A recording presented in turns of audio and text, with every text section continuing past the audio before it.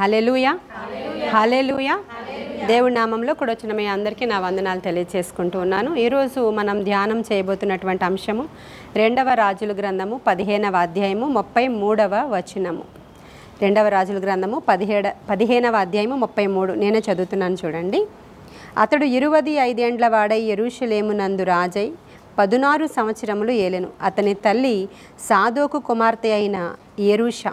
ఇతడు యెహోవా దృష్టికి నీతిగా ప్రవర్తించి తన తండ్రి అయిన ఉజ్జియా చర్యను పూర్తిగా అనుసరించెను. అయినను ఉన్నత స్థలములను కొట్టివేయకుండెను. జనులు ఉన్నత స్థలమందు ఇంకను బలులు అర్పించుచు ధూపము వేయుచునుండిరి.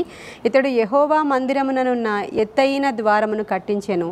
యోతాము చేసిన ఇతర కార్యములను గూర్చి అతను చేసిన అంతటిని గూర్చి యూదా రాజుల వృత్తాంత గ్రంథము నుంచి వ్రాయబడి ఉన్నది. హల్లెలూయా.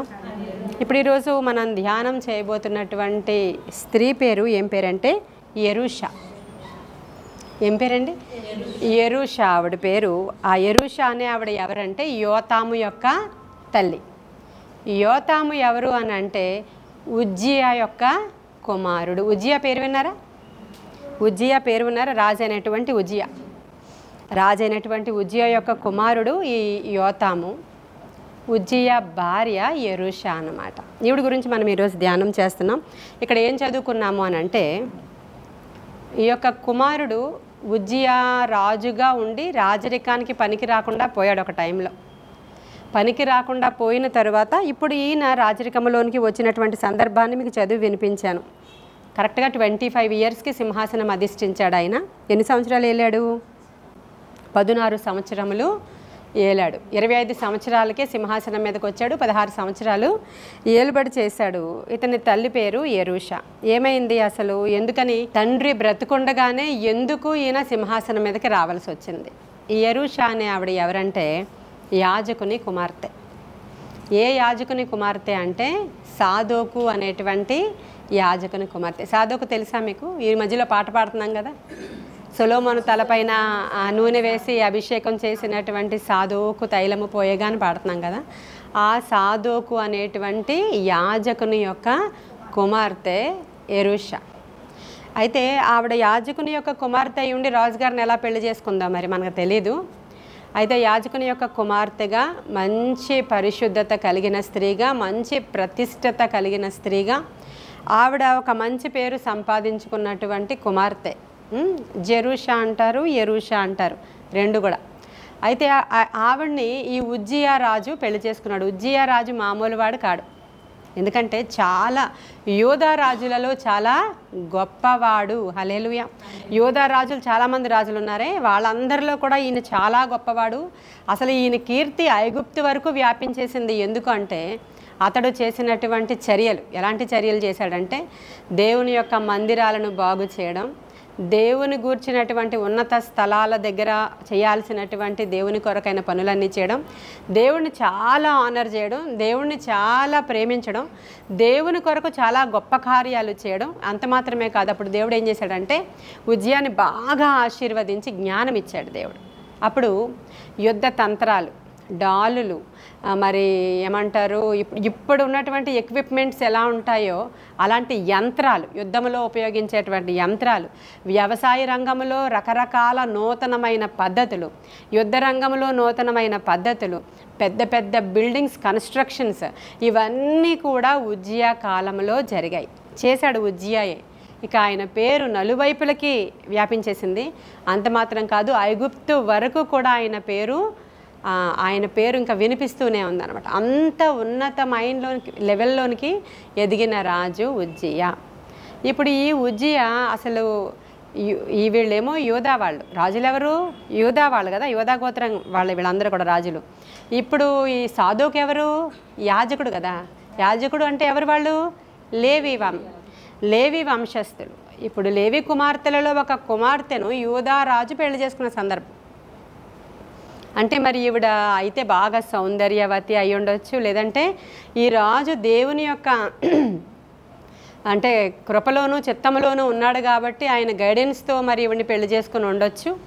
మరి ఆవిడకున్నటువంటి ప్రార్థన ఆత్మ, లేకపోతే దేవుని యొక్క గైడెన్సో, మొత్తానికి లేవి కుమార్తెని యూదా రాజు పెండ్లి చేసుకున్నటువంటి సందర్భం. అంత మాత్రమే కాదు, యాజకుని యొక్క కుమార్తెలు చాలా ప్రతిష్ఠితంగా ఉండాలి. అంటే అందరూ ఉండకూడదా అంటే అందరూ ఉండాలి. కానీ అందరూ ఎవరైనా మామూలు వాళ్ళు మామూలుగా రోడ్ల మీద తిరుగుతారు. మామూలుగా ఉన్న వాళ్ళందరూ ఎలా అయినా బ్రతకొచ్చు, ఎలా అయినా తిరగవచ్చు, ఎలా అయినా తిరుగుతారు వాళ్ళు. కానీ ఈ లేవీల కుమార్తెలు మాత్రం అలా తిరగడానికి వీల్లేదు. వాళ్ళు ప్రత్యేకించబడిన వారు, ప్రతిష్ఠించబడిన వారు.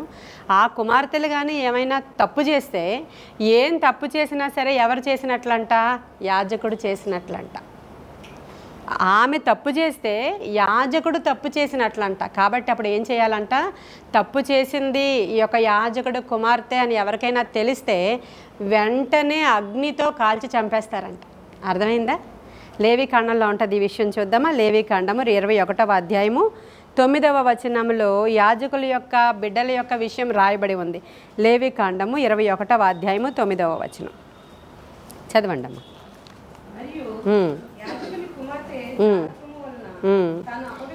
మరియు యాజకుని కుమార్తె జారత్వము వలన తన్ను అపవిత్రపరుచుకొనిన ఎడల ఆమె తన తండ్రిని అపవిత్రపరుచున్నది. కాబట్టి అప్పుడు ఏం చేయాలంటే ఆమెను అగ్నితో ఆమెను దహించవలెను. మరి ఇక్కడ ఎంత స్ట్రిక్ట్ రూల్స్ ఉన్నాయి చూడండి. లేవీలకి, యాజకుల యొక్క కుమార్తెలకి ఎంత స్ట్రిక్ట్ రూల్ ఉందంటే ఇతర పిల్లల్లాగా ఊరి మీద పడి తిరగడానికి వీలు లేదు. యాజకుని కుమార్తె కానీ తప్పు చేస్తే వెంటనే ఆమెను అగ్నితో కాల్చి చంపేయడం. ఎందుకని? పరిశుద్ధత ప్రామాణికము. మన దేవుడైనటువంటి యెహోవా పరిశుద్ధుడు గనుక మనం కూడా పరిశుద్ధులుగానే ఉండాలి.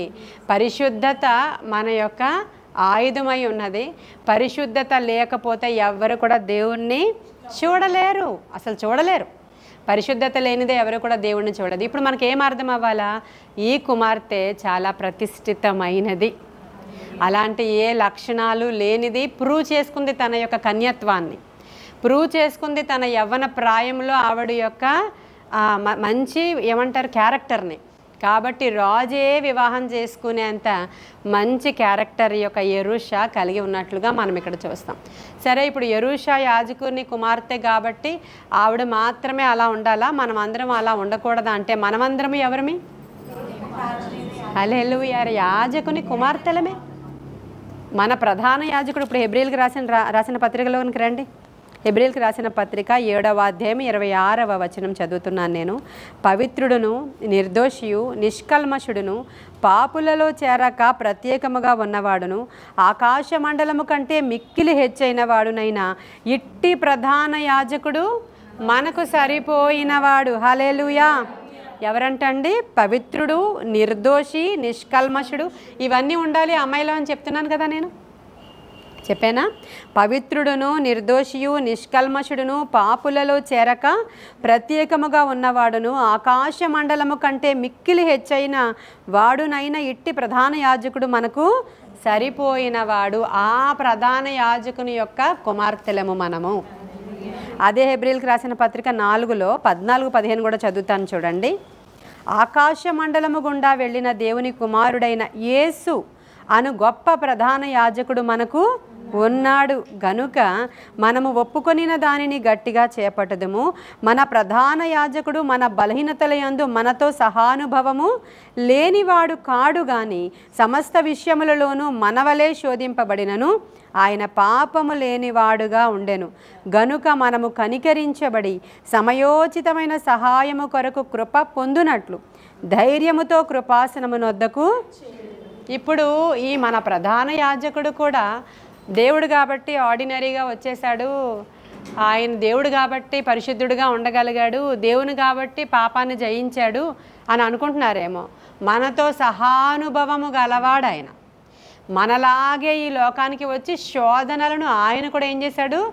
జయించాడు. శోధనలు చూడండి, ఆయన మనతో మన బలహీనతల యందు మనతో సహానుభవము లేనివాడు కాడు కానీ సమస్త విషయములలోనూ మనవలే శోధింపబడునను. మనలాగే శోధింపబడ్డాడు ఆయన, అయినా సరే పాపము లేనివాడుగా ఉండెను గనుక మనము కనికరించబడి సమయోచితమైన సహాయము పొందడానికి మనం ఎలా వెళ్ళాలంట? ధైర్యంగా దేవుని కృపాసనం దగ్గరికి వెళ్ళాలి. అంటే మనమందరము కూడా ఎలా ఉండాలి? యాజకుని యొక్క కుమార్తెలలాగా ఉండాలి. హల్లెలూయా. ఉన్నామా లేదా? యాజకుని యొక్క కుమార్తెలలాగా మేమే ఎందుకు ఎలా ఉండాలి? మాకే ఎందుకు ఈ రూల్స్, మాకే ఎందుకు ఈ రిస్ట్రిక్షన్స్? మా పాస్టమ్మ గారు చెప్పిందే చెప్పి పరిశుద్ధంగా ఉండండి, పరిశుద్ధంగా ఉండండి, పరిశుద్ధంగా ఉండండి. పరిశుద్ధత మనకి ప్రామాణికము అని చెప్తా ఉంటాను నేను. ఎందుకని? ఊరిలో ఉన్న వాళ్ళకి మనకి తేడా ఉంది కాబట్టి, అన్యజనులకి మనకి తేడా ఉంది కాబట్టి. ఇప్పుడు ఇటువంటివి మనకు తెలుసుకున్నప్పుడు మనకి ఏమనిపించాలంటే, ఎందుకు ఈ రూల్స్, ఎందుకు ఈ సిస్టమ్స్? ఇతరుల వలె మనం ఎందుకు ఊరి మీద తిరగకూడదు? ఇతరులలాగా వాళ్ళ పిల్లలు ఎంతో ఏ రిస్ట్రిక్షన్ లేకుండా తిరుగుతూ ఉంటే వాళ్ళందరూ ఎంత ఫ్రీగా ఉన్నారో చూడు, వాళ్ళ పేరెంట్స్ ఎంత ఫ్రీగా విడిచిపెట్టారో చూడు, వాళ్ళు చూడు ఎంత ఎంజాయ్ చేస్తున్నారో, వాళ్ళు చూడు ఎలా తిరగలుగుతున్నారో. మాకేంటి ఇవన్నీ? మాకు తెలుసు మేము ఎలా ఉండాలో. బయటికి వెళ్ళినా మా రిస్ట్రిక్షన్స్ మాకు ఉంటాయని చెప్తారే, ఇవన్నీ కూడా చెల్లవు. ఎందుకంటే లోకము మనల్ని చూస్తూ ఉన్నప్పుడు పరిశుద్ధులు ఎలా ఉంటారో లోకానికి తెలుసు, పాడైన వాళ్ళు ఎలా ఉంటారో లోకానికి తెలుసు, దుష్టుడికి కూడా తెలుసు, దేవునికి కూడా తెలుసు. కాబట్టి నిజముగానే మనము ప్రతిష్ఠించబడినటువంటి జనాంగముగా ఉండాలి అని అంటే ఆ యాజకుని యొక్క బిడ్డలుగా, ప్రధాన యాజకుడైనటువంటి యేసయ్య కుమార్తెలుగా మనం నిజంగా ఉండడానికి అవసరమైన కృప ఈరోజు దేవుడు మనకి ఇవ్వాలి. ఈ మాట ఎప్పుడైతే నేను చదివానో నిజమే కదా, అందుకే మనకింత సిస్టమేటిక్ లైఫ్. వాళ్ళు బయటికి రావడానికి, ఇష్టం వచ్చినట్లు తిరగడానికి అవ్వదు. ఎందుకంటే లోకానికి వేరే జీవిస్తారు. యాజకుల కుటుంబాలు వేరు, లేవి గోత్రంలో పుట్టిన వాళ్ళు వేరు. ఈ యొక్క ఎలిజబెత్ అనే ఆవిడ కూడా యాజక వంశము నుంచి వచ్చారు. ఎలిజబెత్, జకర్యాలు. వాళ్ళకి బిడ్డలు లేనప్పుడు దాని గురించి మనం మెసేజ్ మాట్లాడుకున్నాం. ఏళ్ళలో ఏమైనా పొరపాటు ఉందేమో, తేడా ఉందేమో, గొడ్రాలుగా ఉందేమో అలా అంటున్నప్పుడు వాళ్ళు అలా వచ్చిన వాళ్ళు కాదు. చాలా ప్రతిష్ఠితమైనటువంటి కుటుంబం నుంచి, లేవి వంశము నుంచి వచ్చినటువంటి ఆ జకర్యా, ఎలిజబెత్లు దేవుడు వాళ్ళని వాడుకున్నాడు. బాప్తిస్మం ఇచ్చేటువంటి యోహానుని ఇచ్చాడు. కారణం ఏంటంటే అటువంటి గర్భం కావాలి యోహాను బయటికి రావడానికి. అవునా? అటువంటి గర్భమే కావాలి. అటువంటి ప్రతిష్ఠించబడిన జనాంగంలో నుంచే ఈయన రావాలి. ఆ ప్రధాన యాజకుడికి ముందుగా ఈయన రావాలి అని అంటే ఈ లేవి వంశంలో నుంచి వచ్చిన వాడే అక్కడ దేవుని యొక్క మార్గాన్ని సరళం చేసేవాడు కావాలి. అది దేవుని యొక్క ప్రణాళిక. కొన్నిసార్లు మన జీవితంలో కూడా ఏమైనా ఆలస్యం అవుతూ ఉంటే దానిలో చాలా పెద్ద ప్రణాళిక ఉంటుంది. మనము ఆయన మనల్ని హెచ్చించే వరకు బలిష్టమైన చేతుల క్రింద దీన మనస్కులమై ఉండాలి. ఈ లోపల మన పక్కన వాళ్ళు హెచ్చిపోతూ ఉంటారు, మన పక్కన పిల్లలు చదివేసుకుంటూ ఉంటారు, వాళ్ళకి ఉద్యోగాలు వచ్చేస్తూ ఉంటాయి, వాళ్ళ వ్యాపారాలు ఆశీర్వదింపబడిపోతూ ఉంటాయి. మనకంటే వాళ్ళ పిల్లలే ఇంకా ముందుగా ఫ్లరిష్ అయిపోతూ ఉంటారు. అప్పుడు మీకు ఏమనిపిస్తుంది? నాకేంటి ఇలా ఉండిపోయాను నేను, వాళ్ళు చూడు ఎలా ఎదుగుతున్నారు. వాళ్ళకి మనకి తేడా ఉంది. వాళ్ళు ఆకుకూరల మొక్కలు, వాళ్ళు, నీవు దేవదారు వృక్షం. నీవు అర్థమవుతుందా మీకు? ఆకు పొద్దున్నే పుడుతుందంట, ఆ గడ్డి మరలా వాడిపోతుంది. దాన్ని చూసి నువ్వు పోటీ పడతావేంటి? అది త్వరగా ఎదిగిపోద్ది, అది కూరకు కూడా రెడీ అయిపోద్ది. నీ దేవదారు చెట్టు అంత త్వరగా, ఎందుకంటే దీని పక్షముగా దేవుడు ఉన్నత ప్రణాళిక కలిగి ఉంటారు. అర్థం చేసుకొని అప్పుడు వరకు నమ్మకంగా ఆయన బలిష్టమైన రెక్కల క్రింద ఏ స్థితిలోని ఉన్నావో ఆ స్థితిలోనే తృప్తిగా నేర్చుకోవాలి. అలా జెరూషా మంచిగా ఆవిడ చక్కగా రాజకుమార్తెగా ఉజ్జియా అనేటువంటి రాజుకి చక్కగా ప్రదానము చేయబడి వివాహం చేసుకుని వచ్చింది. ఎంత గ్రేట్ కదా! యోధా రాజుగారు ఇక కేవలం యాజకుని యొక్క కుమార్తెను వివాహం చేసుకొని ఈవిడ రాణి అయిపోయింది. ఇప్పుడు ఈవిడ ఎవరు? యోధా రాణి అయింది. వాళ్ళకి ఒక కుమారుడు పుట్టాడు. ఆయన ఎవరు? ఇందాక చదివి వినిపించాం, యోతాము. ఏం పేరు ఆయన పేరు? యోతాము అనేటువంటి కుమారుడు పుట్టాడు. సహజంగా రాజుగారులకి ఒక్క భార్య ఉండదు, చాలామంది భార్యలు, ఉపపత్నులు కూడా ఉంటారు. యోధా రాజులకు కూడా అందరూ ఉంటారు. కానీ ఈవిడ ఒక్క అమ్మాయి పేరే బైబిల్ లిఖించింది. హల్లెలూయా. దావీదు గారికి ఎంతమంది భార్యలు ఉన్నారు అవన్నీ రాసేసి ఉన్నాయి కదా. ఉపపత్నులు ఎంతమంది? 300 మంది ఉన్నారని రాసేసి ఉంది కదా. సౌలుకి పత్ని ఉంది, ఉపపత్ని ఉంది, రాసేసి ఉంది కదా. అందరి రాజులకి ఉంటారు చాలామంది. కానీ ఈమె ఒక్క పేరునే బైబిల్ సజెస్ట్ చేసింది. పరిశుద్ధాత్ముడు కేవలం ఈ యొక్క ఎరుషా పేరే రాయించాడు. హల్లెలూయా. ఆమె రాజమాతగా మారుతుంది తర్వాత. ఎందుకనంటే ఇప్పుడు మన ఉజ్జియా గురించి ఆలోచిద్దాం. ఈ ఉజ్జియా గారు చాలా మంచి రాజు. ఇందాకే చదివించాను ఆయన ఎంతెంత గొప్ప గొప్ప కార్యాలు చేశాడో. దినవృత్తాంతాలు 27:1 చూద్దామా?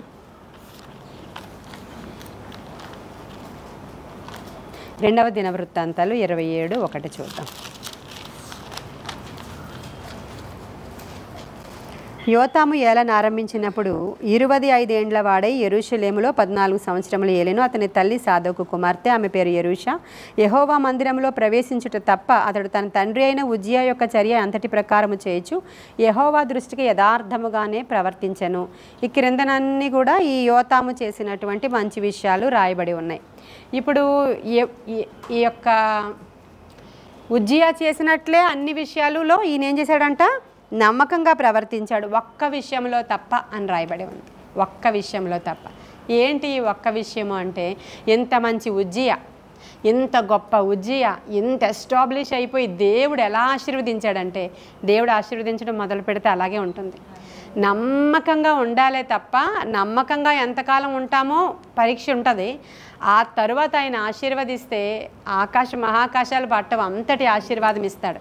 అలాగే మన ఉజ్జియాన్ని కూడా ఆశీర్వదించిన తర్వాత ఆ ఆశీర్వాదం ఆయన మీదకి వస్తున్న కొద్దీ ఆయన చేసినటువంటి ప్రయోగాలు, పనులు అన్నీ మంచి మంచి సక్సెస్ అయిపోతున్నాయి. వ్యవసాయ రంగం, వ్యాపార రంగం, ఆ యొక్క కన్స్ట్రక్షన్స్, ఆ సివిల్ వర్క్స్, ఇవి అవి అన్ని రంగాలు, ఇదని కాదు అన్ని రంగాల్లో ఎస్టాబ్లిష్ అయిపోతుంటే ఒక దినాన్ని ఏం చేశాడంటే, ఈ దేవుని యొక్క మందిరానికి వచ్చాడు.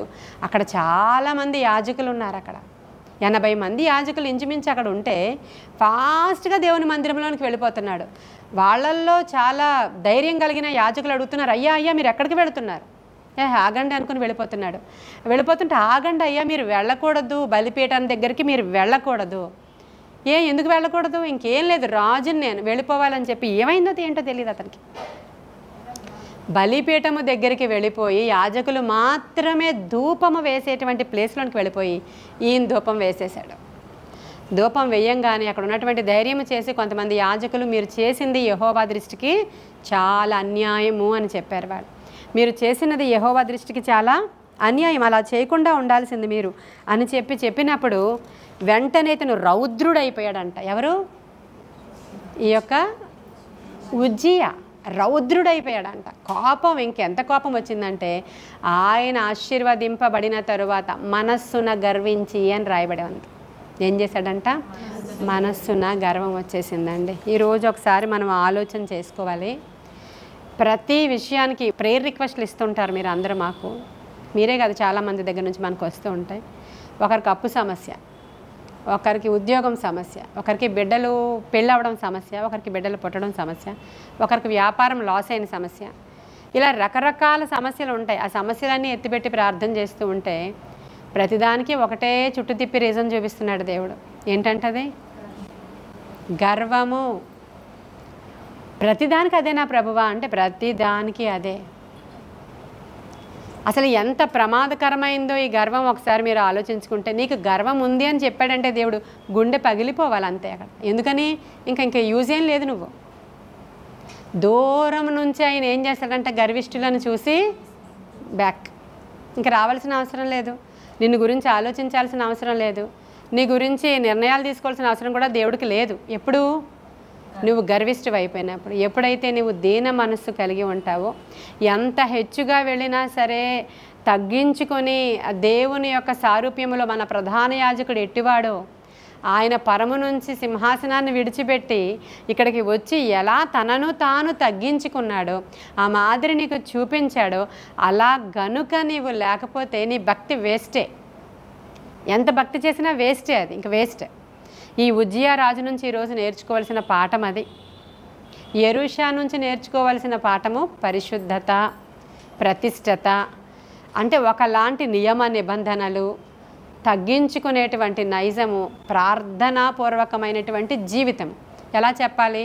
ఈవిడ గురించి రాజుల గ్రంథం నేను ఇందాక చూపించిన చోట, ఈ యొక్క దినవృత్తాంతాల గ్రంథంలో 2 చోట్లే ఉంటుంది ఈవిడ గురించి.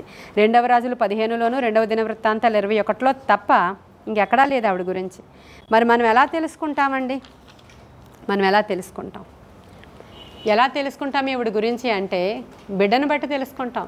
బిడ్డలను చూసినప్పుడు తల్లి ఎటువంటిదో తెలీదా? తెలుస్తుంది కదా. తల్లి ఎట్టిదో బిడ్డ అట్టిదే అని సామెతల గ్రంథకర్త చెప్పేశాడు. ఇక్కడ ఇప్పుడు తల్లి ఎట్టిదని చెప్పాను నేను. ఈ జెరూషా వండర్ఫుల్ విమెన్ ఈవిడ.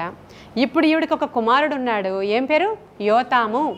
ఈ కుమారుడు ఉన్నాడు. ఇప్పుడు ఈ ఉజ్జియా చేసినటువంటి ఈ పనికి అక్కడ ఉన్నటువంటి యాజకులందరూ అరుస్తున్నారు, అయ్యా ఏం చేస్తున్నారు మీరు? మేము చేయాల్సిన పని మీరు చేయకూడదు, ఇది కూడదు అంటే యెహోవా దృష్టికి మీరు పాపం చేస్తున్నారు అని చెప్పినప్పుడు రౌద్రుడైపోయాడంట. ధూపం వేసేశాడు. వెంటనే యాజకులు చూస్తూ ఉండగానే ఆయన నొసటన కుష్ఠరోగం వచ్చేసింది. ఇమ్మీడియట్గా కుష్ఠరోగం వచ్చింది.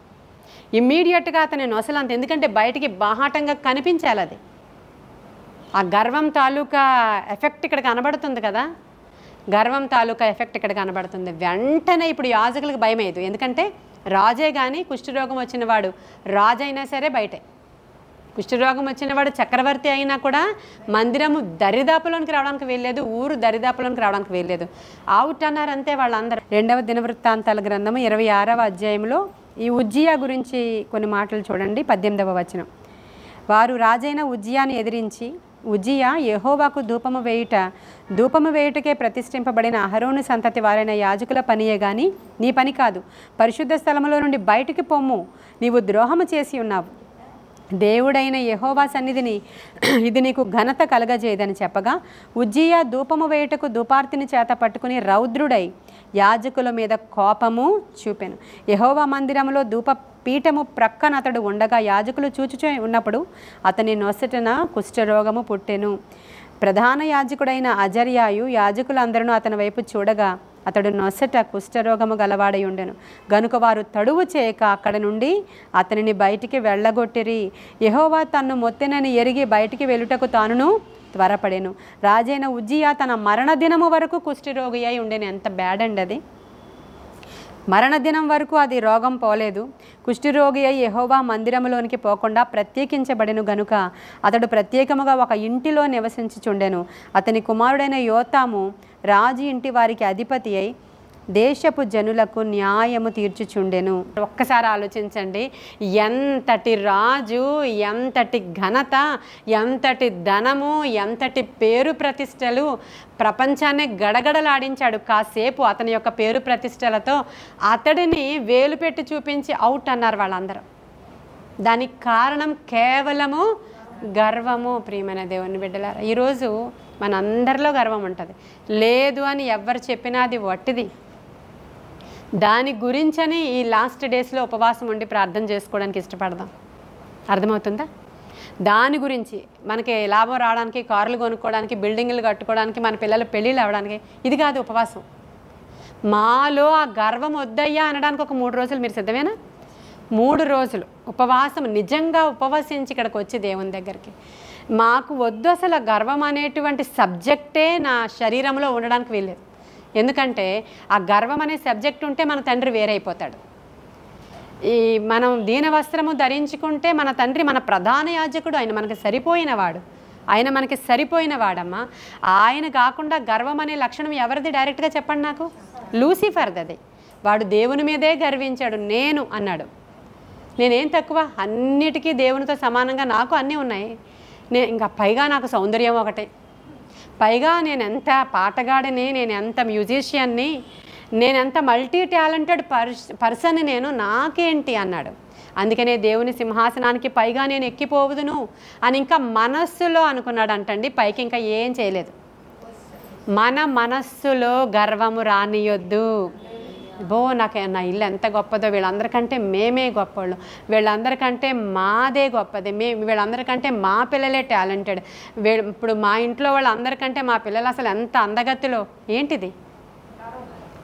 ఒక్క క్షణం అన్నమాట. దేవుడు తలుచుకుంటే ఇచ్చాడా నీకు, దాన్ని బట్టి నీకు కృతజ్ఞతాస్తుతులు చెల్లించు. నీకు సంపూర్ణ ఆరోగ్యం ఉందా, దాన్ని బట్టి కృతజ్ఞతాస్తుతులు చెల్లించు. సెకండ్స్లో ఏమైపోతామో మనకి తెలియని దినాలలో మనం ఉన్నామండి. సెకండ్స్లో ఏమైపోతామో కూడా తెలియదు. ఇట్టే కనబడి అంతలోనే మాయమైపోయేటువంటి ఆవిరి వంటి వారు మీరు, మనము అని జ్ఞాపకం చేసుకుంటే గర్వం ఎక్కడి నుంచి వస్తుంది? నాతో పెట్టుకోకని చెప్పే గర్వం ఎక్కడి నుంచి వస్తుంది? నన్ను అన్నారా అనే గర్వం ఎక్కడి నుంచి వస్తుంది? తగ్గించుకోండి. మీరు తగ్గించుకుంటే మీరు హల్లెలూయా. ఇప్పుడు ఈ తల్లి ప్రేయర్ఫుల్ ఉమెన్, ఆ యాజకుడు యొక్క కుమార్తె, గొప్ప రాజు యొక్క భార్యకి గర్వం లేదు, గర్వం లేదు. కానీ ఇప్పుడు కుష్ఠరోగి భార్య ఆవిడ, చూసారా? అప్పుడు ఎవరు ఆవిడ? ఒక కుష్ఠరోగి భార్య. కుష్ఠరోగిని తీసుకెళ్ళిపోయారు, ఊరు చివర ఒక ఇంట్లో పెట్టారు, తాళాలు వేసేసారు.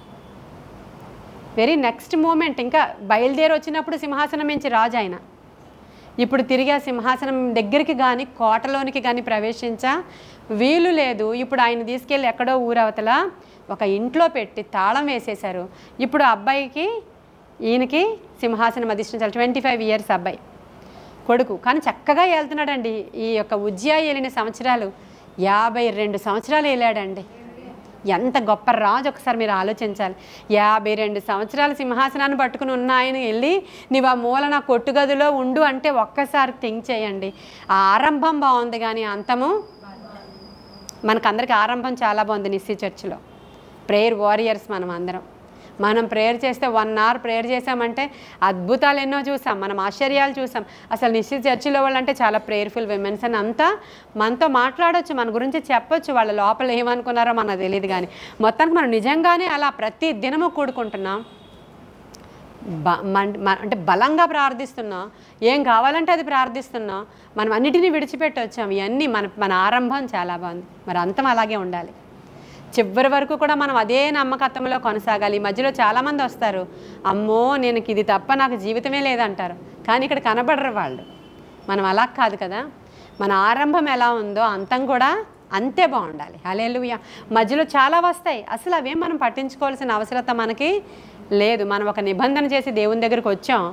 మన యొక్క తండ్రి ఆయన మన ప్రధాన యాజకుడు, మనకి చాలినవాడు, నిర్దోషి, నిష్కల్మషుడు. ఆయన పాపులలో చేరక ప్రత్యేకంగా ఉన్నవాడు.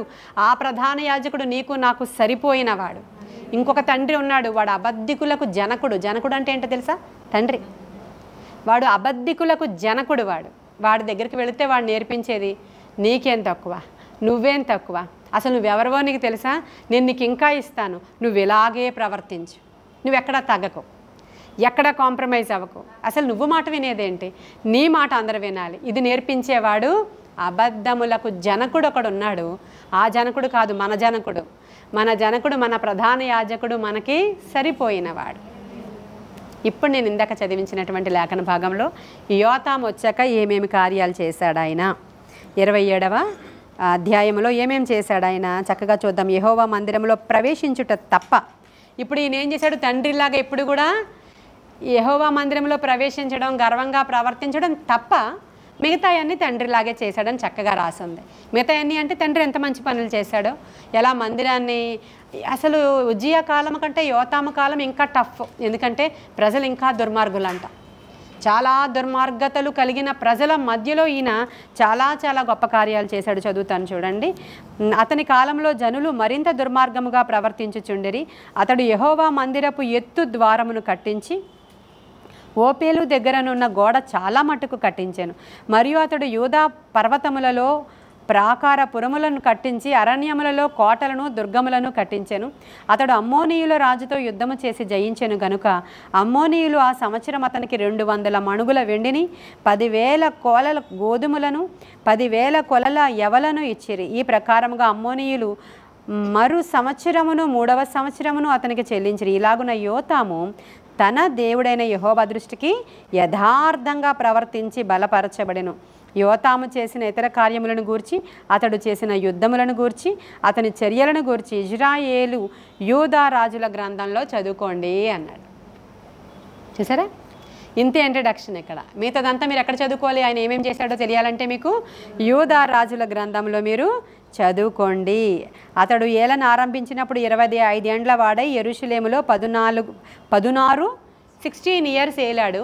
25 ఇయర్స్కి సింహాసనాన్ని అధిష్ఠించాడు. ఉజ్జియా గ్రేట్ యాక్చువల్గా అయితే.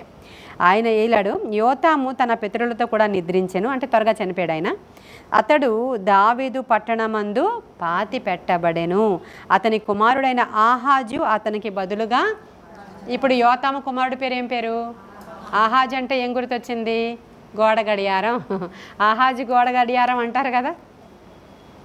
ఇప్పుడు ఈ తల్లి పెంపకం ఇక్కడ కనబడిందా లేదా? మీకు కనిపించిందా? తండ్రి అంత గర్వపడిపోయాడు, అలా అయిపోయాడు. కానీ ఈ రాజమాతగా మారినటువంటి తల్లి, భర్త ఎప్పుడైతే ఆ కుష్ఠరోగి అయిపోయాడో ఇంకా ఈవిడ ఇక్కడే ఉంటుంది, ఇంకా అక్కడికి వెళ్ళదు. అసలు కుష్ఠరోగి భార్యగా ఆవిడ ఏమి అక్కడికి వెళ్ళి ఈవిడ కూడా కలిసి ఉండడానికి వీల్లేదు. ఎవరు కుష్ఠరోగి అయితే వాళ్ళు బయటికి వెళ్ళాల్సిందే. ఇప్పుడు ఈ కొడుకుని ఎంత జాగ్రత్తగా పెంచిన తల్లిగా చివరి వరకు నమ్మకంగా ఉన్నాడు కొడుకు. ఫౌండేషన్. ఆయన వెళ్ళిపోయిన తర్వాత ఈ కొడుకు కోసం ఎంత ప్రార్థించిందో, ఎంత రూల్ చేసింది. ఎందుకంటే ఆ రోజులలో నిజంగానే రాణిగారి కంటే రాజమాతలకి ఇంపార్టెన్స్ ఎక్కువ ఉంటుంది.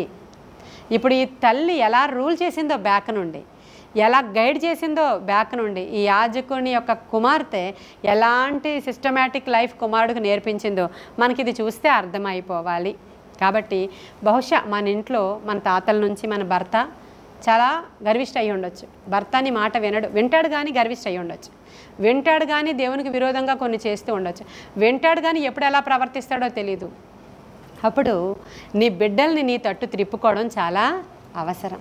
దేవుని తట్టు పెంచుకొని నీవు తగ్గింపు నేర్పించుకోవడం పిల్లలకి. నీకేంట్రా అని చెప్తుంటాడు తండ్రి, అది పద్ధతి కాదు అని చెప్పాలి తల్లి.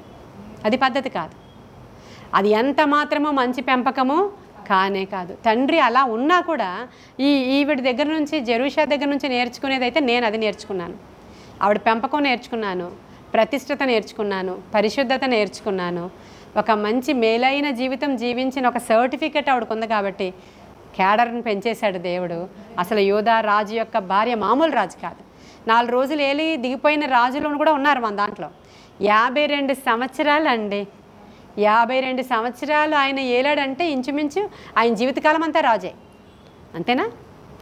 ఆయన ఆయన ఆయన సింహాసనం అధిష్ఠించేటప్పటికి 16. ఆ తరువాత 52 సంవత్సరాలు అంటే కంప్లీట్గా ఇంకా కింగ్ అంతే. జ్ఞానం వచ్చిన తర్వాత కింగ్ అంతే, ఇంకా అంతే కింగ్ ఆయన. అలా కింగ్ లాగా అలాంటి ఆయనకి భార్యగా హెచ్చింపు అలా ఇచ్చాడు దేవుడు, హెచ్చింపు అలా ఇచ్చాడు. మనము మన బిడ్డలం కూడా ఇటువంటి పరిశుద్ధత కలిగి, ఇటువంటి తగ్గింపు కలిగి, ఇటువంటి ప్రధాన యాజకుడి కుమార్తెలం మేము అనేటువంటి విషయం ఒకటి జ్ఞాపకం చేసుకుంటే, నేను కానీ తప్పు చేస్తే నా తండ్రికి అవమానం, అంతేనా? ఇక్కడ రాయబడి ఉంది, చదివించాను కదా నేను లేవీకాండంలో. లేవీల గురించి తెలుసుకోవాలంటే లేవీకాండానికి వెళ్ళాలి. లేవి కుమార్తె గురించి తెలుసుకోవాలంటే లేవీకాండాన్ని తీసుకెళ్ళాను కదా ఇందాక మీకు. అక్కడ లేవి కుమార్తెలు అయితే ఎలా ఉండాలో చెప్పాడు ఆయన. ఒకవేళ ఈ కుమార్తె తప్పు చేస్తే ఎవరికి అవమానం అంట? తండ్రికి అవమానం అంట. మీ వలననే కదా నా నామము అవమానపరచబడుతుంది, అపవిత్రపరచబడుతుంది, దూషింపబడుతుంది, మీ వలననే కదా అన్నాడు దేవుడు. చూసారా, ఈరోజు మనము దేవుని నామాన్ని అపవిత్రపరిచే వాళ్ళంగాను, దూషింప చేసే వాళ్ళంగాను, మరి అవమానం తెచ్చే వాళ్ళంగాను ఉండకుండా ఈ రోజు నుంచి ఆయన నామాన్ని హెచ్చించే వారముగా ఉందామా? అలాంటి కృప దేవుడు మనకి ఇవ్వాలని, అటువంటి పరిశుద్ధత, మేము ప్రత్యేకించబడిన వారము, మేము మా యొక్క యాజకుని యొక్క కుమార్తెలము, మేము మా ప్రధాన యాజకుడు మాకు చాలినవాడు, ఆయన మరలా మాకు సరిపోయిన దేవుడు, ఆయన శోధింపబడి ఆయన అంతమాత్రం కూడా ఏ విధమైన పాపానికి చోటివ్వలేదు కనుక మేము కూడా శోధింపబడుతూ ఉన్నప్పుడు మరి ముఖ్యంగా పాపానికి చోటు ఇవ్వకుండా ధైర్యంగా దేవుని కృపాసనము దగ్గరికి వెళ్ళే కృప మనందరికీ దేవుడు ఇవ్వాలని ఈ కొన్ని మాటలు దేవుడు మన వెనుకిడిలో దీవించునుగాక. ఆమేన్. ప్రార్థన చేసుకుందాం.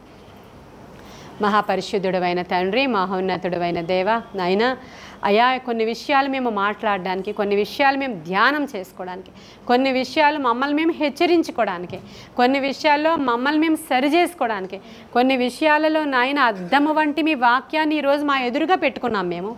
దేవా, మాలో ఎట్టి గర్వము ఉంచొద్దయ్యా. అయ్యా, మాకు తెలియకుండానే ఆ గర్వం మాలో ఏలుబడి చేస్తుందని మేము గ్రహించాము, మాకు ఆ సంగతి తెలుసు.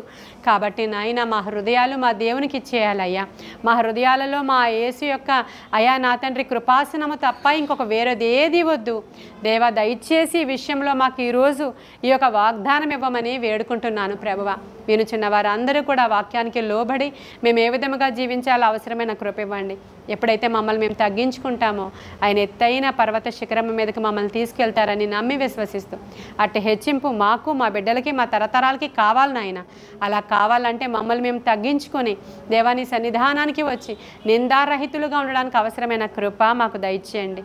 నీ కృపగల హస్తానికి కూడిన మమ్మల్ని వినుచున్న వారిని అప్పగించుకుంటూ ఈ వాక్యము మా వినికిడిలో, మా జీవితంలో ఫలించి అభివృద్ధి అయిన ఆయన మహావృక్షమైన తండ్రి ప్రభువ అనేకమైనటువంటి ఆత్మలను సంపాదించే ఆధిక్యత మాకు దయచేయమని నీ కృపగల హస్తానికి మమ్మల్ని మేము అప్పగించుకుంటూ యేసయ్య శ్రేష్ఠ నామంలో అడిగి వేడుకొని పొందుకొని ఉన్నాము మా ప్రియ పరలోకపు మా తండ్రి.